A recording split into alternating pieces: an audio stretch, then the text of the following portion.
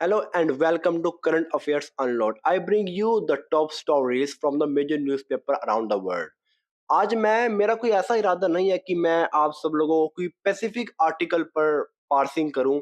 मैं हेडलाइन समझाऊंगा कि हेडलाइंस को न्यूज़पेपर में किस तरीके से लिखा जाता है, इस्तेमाल किया जाता है।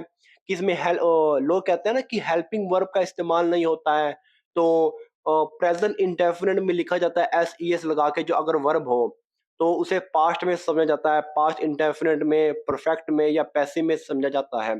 तो आज मैं आपको दिखाऊंगा कि न्यूज़ को कैसे पढ़ते हैं। 5-6 हेडलाइंस को मैं आपको दिखाई दूंगा। ओके। एट 65%, एट 65%, ये तो सबसे पहले हम ये देखते हैं कि एट क्या है। एट एक प्रपोजिशन है, ठीक है। एट 65%, इसका मतलब है कि 65% पर महाराष्ट्र क्लॉक्स। महाराष्ट्र एक प्रॉपर नाउन है, ठीक है, आपको पता ही है। तो क्लोज, क्लोज का क्या मतलब होता है? क्लोज का मतलब होता है कि दर्ज करना, मतलब कि किसी समय को दर्ज करना, ठीक है। और इसकी दूसरी फॉर्म होती है क्लॉक्ड, ठीक है। महाराष्ट्र क्लॉक्ड, महाराष्ट्र ने दर्ज किया, ठीक है। या फिर आप कह सकते हैं महाराष्ट्र हैज क्लॉक्ड, इसे आप परफेक्ट में भी लगा सकते हैं। महाराष्ट्र ने दर्ज कर लिया है या कर चुका है, ठीक है। क्या? बेटर टर्नआउट, बेटर का मतलब बेहतर, ठीक है, या ज्यादा, अच्छा या अधिक। टर्नआउट, टर्नआउट का मतलब होता है मतदान, उपस्थिति या भागीदारी, कितने लोगों ने भाग लिया, ठीक है। देन, देन एक कंजक्शन है जो तुलना करने के लिए इस्तेमाल किया गया है, ठीक है। हाँ, तो इसका मतलब है से। देन इन 2019, 2019 के मुकाबले जो महाराष्ट्र में जो महाराष्ट्र ने जो दर्ज किया है, क्या एक बहुत ही अच्छा टर्नआउट, जो कितना था वो 65%, ठीक है। क्लॉक्ड, दर्ज किया, क्या दर्ज किया? एक बहुत ही अच्छा टर्नआउट 2019 के तुलना में या फिर 2019 से, ठीक है। ओके।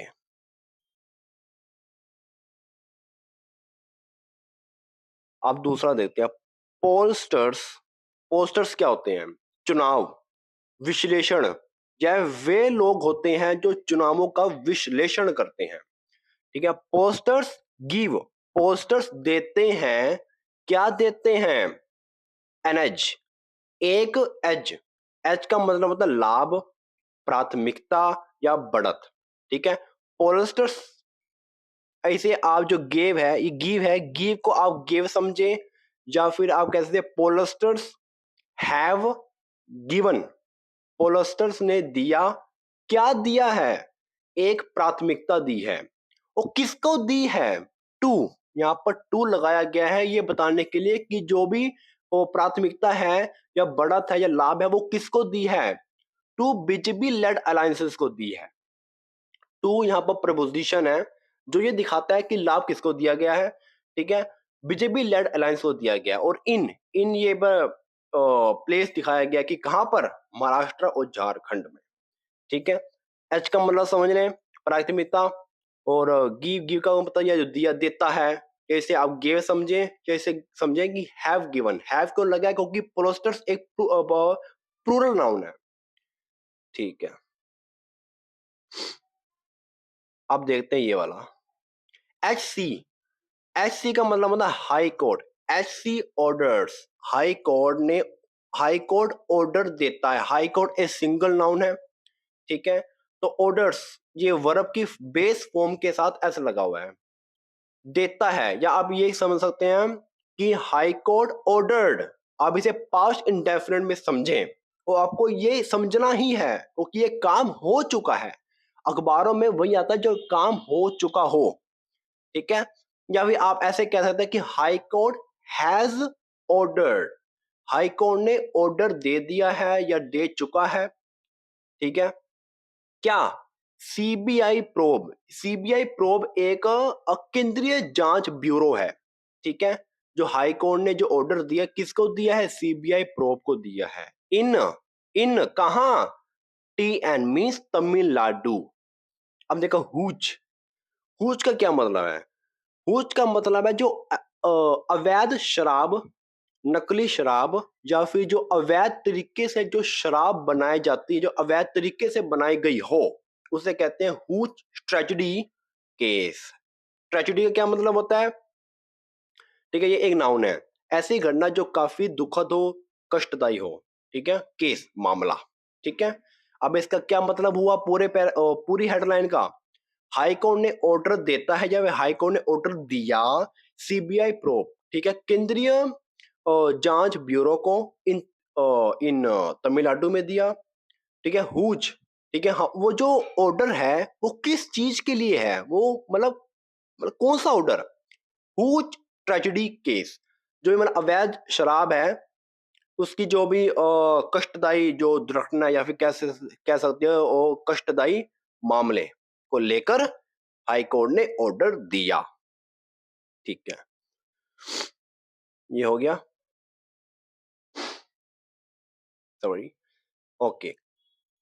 काम रिटर्न्स, काम का क्या मतलब है?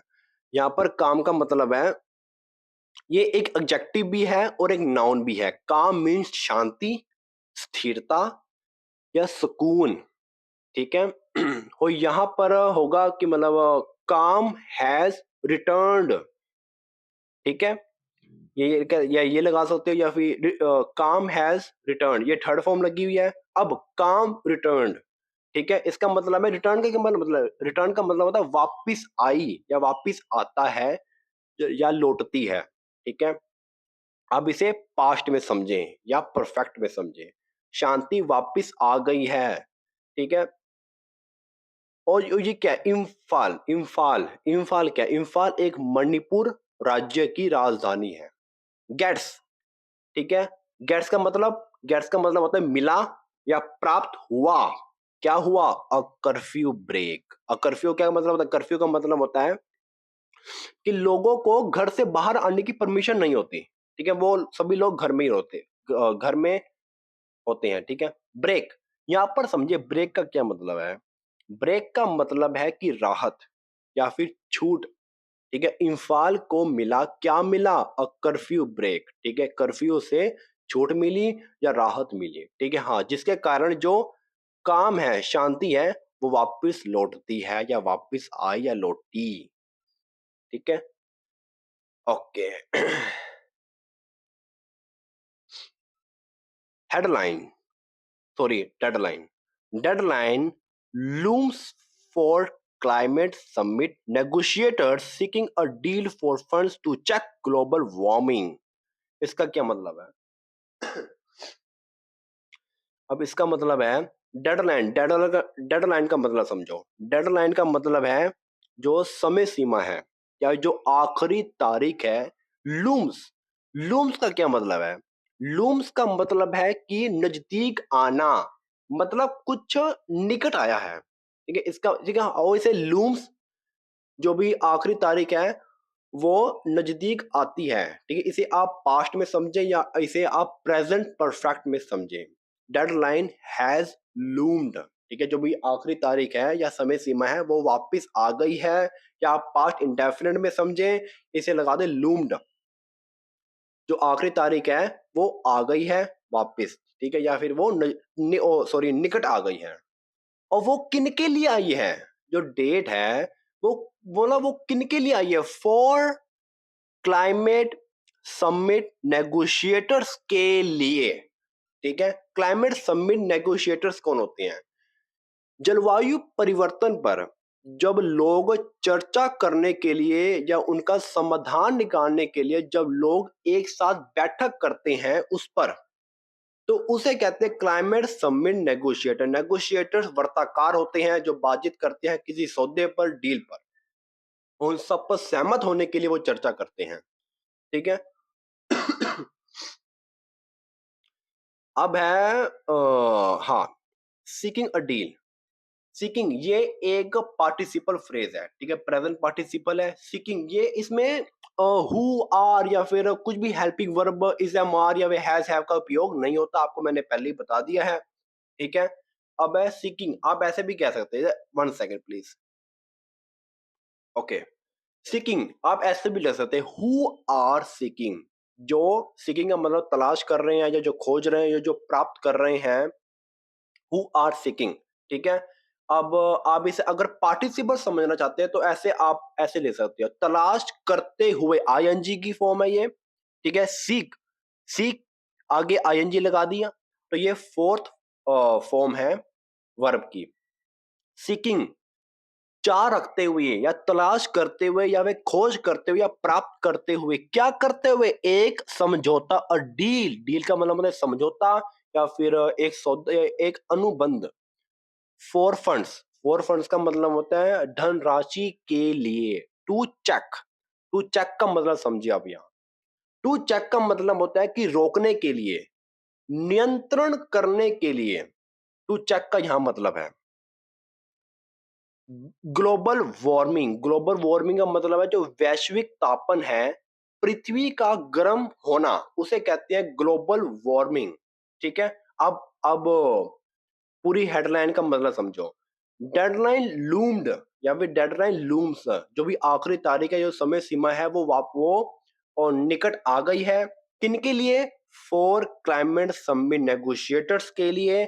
और हु आर सीकिंग, जो ये चाह रखते हैं, जो वो प्राप्त करना चाहते हैं, या फिर कह सकते हैं जो तलाश कर रहे हैं एक समझौते की, जो वो एक समझौता वो चाहते हैं फॉर फंड्स, धनराशि के लिए, टू चेक, उसे रोकने के लिए। किसे रोकने के लिए?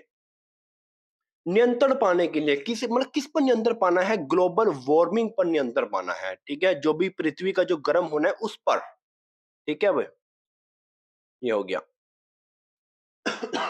रिलीफ फॉर चिंदबरम, ये क्या है? चिंदबरम, चिंदबरम, रिलीफ, रिलीफ का मतलब है राहत, आराम। आप इसके आगे लिख सकते हो कम्स, जो राहत है वो आता है। किसके लिए आता है? यहाँ पर फोर लगाया गया है। किसके लिए? फॉर चिंदबरम के लिए। रिलीफ फॉर चिंदबरम, जो आराम है वो किसके लिए है? चिंदबरम के लिए। ठीक है, आप यहाँ पर ऊपर कम्स भी लगा सकते हैं, comes, relief comes for Chidambaram. ठीक है। एज, अब एज का मतलब समझिए, एज का क्या मतलब है? यहाँ पर एज अ रीजन के लिए उपयोग किया गया। ये एक कंजक्शन है जिसका मतलब है क्योंकि। इसका मतलब है कारण बताने के लिए इस्तेमाल किया गया है कि जो चिदंबरम है उसको राहत क्यों मिली। क्यों मिली? क्योंकि दिल्ली का जो एचसी है, एचसी का मतलब है हाई कोर्ट है, उसने पोजिस कर दिया। पोजिस मतलब दिल्ली हाई कोर्ट, पोजिस, पोजिस का मतलब होता है रोकता है, या स्थगित करता है, या विराम लगाता है। अब इसे पास्ट इंडेफिनिट में समझें। इसकी सेकंड फॉर्म होगी पोज्ड, लास्ट में लगेगा, क्या लगेगा? डी लगेगा। पोज्ड, पोज का मतलब है, या फिर आप कह सकते हैं Delhi high court has posed. ठीक है, दिल्ली हाई कोर्ट ने स्थगित कर दिया है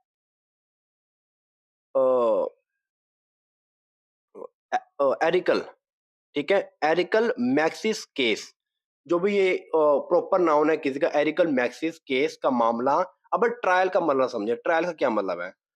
ट्रायल का मतलब है कि जो एरिकल मैक्सिस पर के, जो उस पर जो मुकदमा था, उस पर जो सुनवाई थी, उसको हाई कोर्ट ने पोसिस कर दिया है। क्या कर दिया है? विराम लगा दिया है। ठीक है, इसलिए जो भी चिदंबरम है उसके लिए, फॉर, उसके लिए राहत मतलब की स्थिति उत्पन्न हो गई है। रिलीफ कम्स फॉर चिदंबरम, जो भी राहत है, जो सुकून है, वो आता है किसके लिए? आता है चिदंबरम के लिए। ठीक है, यहाँ पर एस का उपयोग किया गया है क्योंकि। ठीक है, हाँ, पोसिस का मतलब क्या होता है? पोसिस का मतलब मैंने आपको पहले बता दिया है।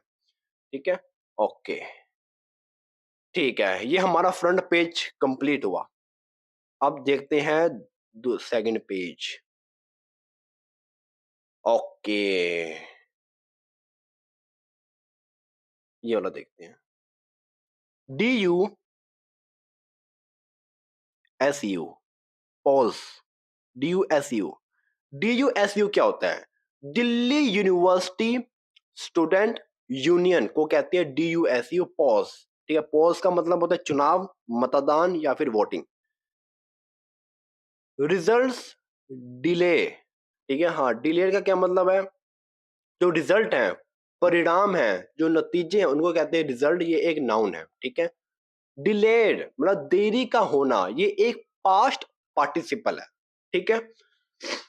ओके, ये एक पास्ट पार्टिसिपल है। यहाँ पर आप कह सकते हो जो भी द रिजल्ट है, result of DUSU polls delayed, ठीक है, हाँ, जो भी DUSU के चुनाव का जो परिणाम है उनमें देरी हो गई है, डिलेड, ठीक है। या फिर आप कह सकते हो रिजल्ट हैव डिलेड, रिजल्ट काफी देर हो गई है। वोट्स, जो भी वोट का पता करते हैं, जो हम वोट देते हैं, वोट टू बी काउंटेड, मतलब इसका मतलब है votes are to be counted, जो भी वोट को काउंट किया जाना है। आपको पता ही है द रोड, ऐसे जैसे अब आपको मैं समझाता हूं कैसे होगा। The road is to be constructed, ठीक है। Ram is to go to home, उसे घर जाना है, ठीक है। Room is to be painted, कमरे को पेंट किया जाना है, ठीक है। ये पैसे में लिखा गया है। वोट्स टू बी काउंटेड, जो भी वोट्स, यहाँ पर वोट्स आर आएगा, आर ये लोग नहीं लिखते, आपको मैंने बताया कि हेडलाइंस में हेल्पिंग वर्ब का इस्तेमाल नहीं होता। Votes to be counted, votes की काउंट किया जाना है, कब किया जाना है, ऑन November 25 को, ठीक है। ओके, अब देखते हैं दिल्ली गवर्नमेंट। दिल्ली गवर्नमेंट, दिल्ली की जो सरकार है, इंप्लीमेंट्स, इंप्लीमेंट्स का मतलब समझे। इंप्लीमेंट्स का मतलब होता है कि दिल्ली गवर्नमेंट लागू करता है, मतलब कुछ लागू करना, उसे कहते हैं इंप्लीमेंट्स। अब इसे पास्ट में समझें। इंप्लीमेंट्स की सेकंड फॉर्म होती है इम्प्लीमेंटेड, इम्प्लीमेंटेड, हाँ। दिल्ली गवर्नमेंट ने लागू किया, या फिर आप ऐसे बना सकते हैं, दिल्ली गवर्नमेंट हैज इम्प्लीमेंटेड, मतलब दिल्ली गवर्नमेंट ने कुछ लागू किया या कर लिया है या कर चुके हैं। क्या किया है, work, work from home. Work from home का मतलब होता है घर से काम करना। इसका मतलब है कि ऑफिस जाने की जरूरत नहीं होती, ठीक है। पॉलिसी, पॉलिसी का मतलब नीति या योजना। दिल्ली गवर्नमेंट ने नीति का इंप्लीमेंट किया, नीति को लागू किया। वो नीति कौन सी थी, कौन सी पॉलिसी थी, वो वर्क फ्रॉम होम की, घर से काम करने की। अब है एमिड, एमिड का मतलब के बीच में।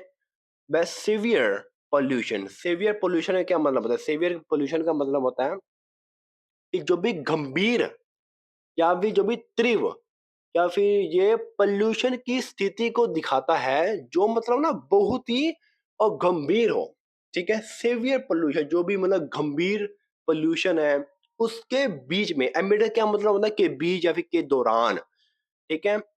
बहुत ही खराब प्रदूषण के बीच में या फिर बहुत ही खराब प्रदूषण के दौरान दिल्ली गवर्नमेंट ने इंप्लीमेंट किया, क्या किया, लागू किया। और क्या लागू किया, वर्क फ्रॉम होम। इसका मतलब है घर से काम करने, जो भी घर से काम करना लागू किया। और क्या क्या पॉलिसी, नीति थी ये योजना थी जो दिल्ली गवर्नमेंट के द्वारा लागू की गई, ठीक है।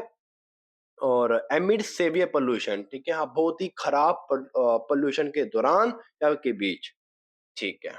कितने मिनट की होगी है, 20 मिनट, 19। चलो आज के लिए इतना ही। Thank you so much, you have a good day. Thanks a lot for watching this video.